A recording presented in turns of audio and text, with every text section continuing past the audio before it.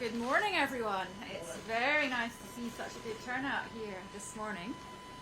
Thank you for joining me at this incredible venue for the launch of my campaign to be the next leader of the Scottish National Party.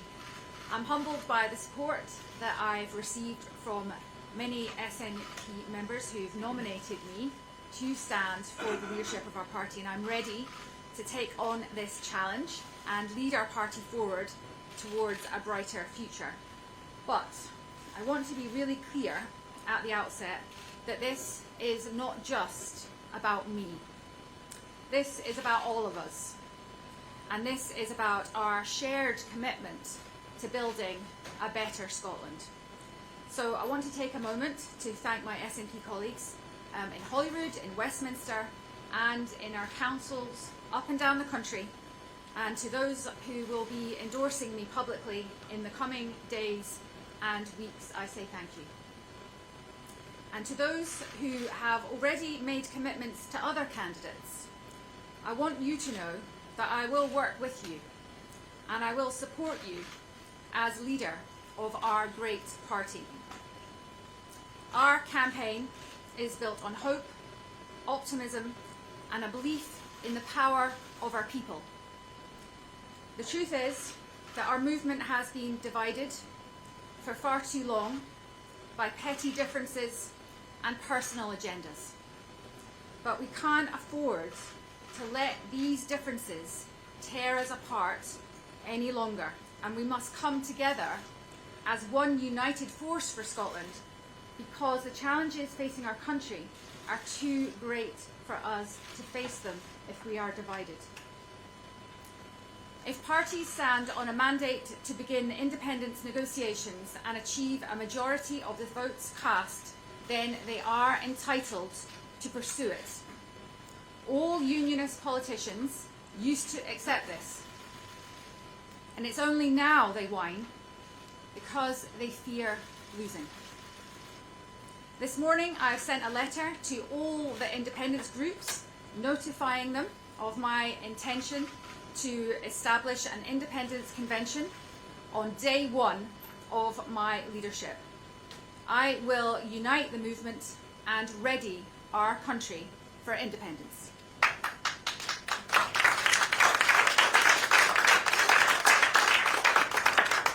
But we have much work to do. And today I can announce that under my leadership we will not be challenging the Section 35 order in the Supreme Court. The GRR bill is flawed, it doesn't command public support, and this has been evidenced by the public outrage over women being endangered in our prison estates by rapists seeking to game the system. Challenging in the courts will prolong the debate in terms that are, I believe, dividing society, which I think is to the detriment of transgender people. And I don't think the public will forgive us as a party for using taxpayers' money for something that they are so clearly opposed to.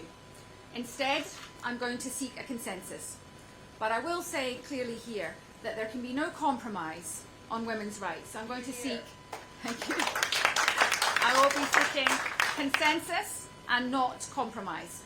And in the absence of consensus, if there was an appetite in the country for it, then I would be happy to hand the matter over to a citizens' assembly for them and let the people of Scotland decide how to take it forward.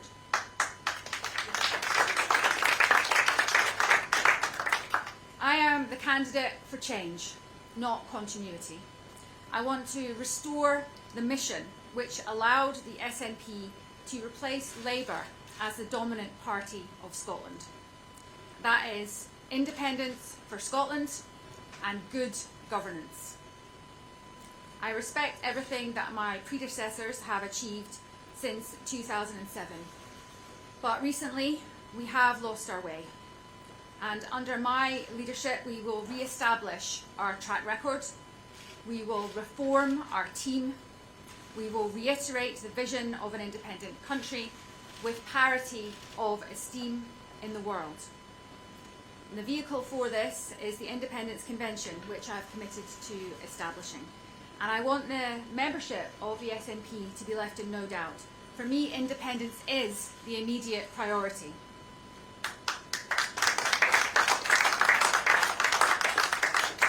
During my first 100 days as First Minister, the government will concentrate on running the country wisely, fairly and competently. And in tandem, we will make the case for independence by reconvening and emboldening the Council of Economic Advisers, amongst other bodies, bringing the best minds in Scotland and out with Scotland to help ready Scotland for independence. And we must move on now from the Growth Commission, as too much has changed. The referendum mechanism has been exhausted, including the so-called de facto referendum proposal. So under my leadership, SNP policy will be to explicitly declare on line 1 of our party manifesto in any election going forward that should we, in conjunction or not with other parties, achieve a majority of seats and votes cast, then collectively we will begin independence negotiations on day 1 of a new parliament.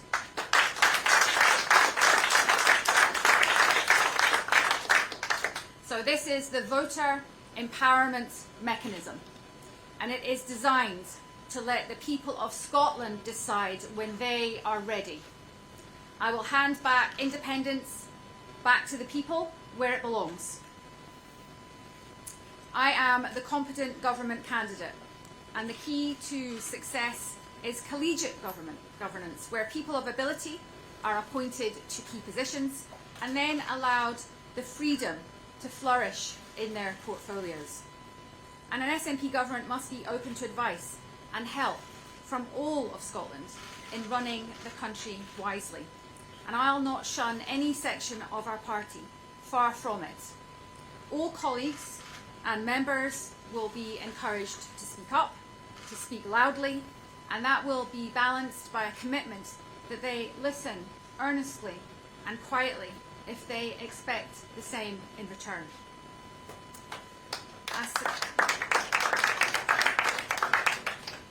A successful SNP can only be led from the left of centre in the mainstream of the Scottish political tradition. And I used to work for Commonweal, which is a leading left-wing think tank.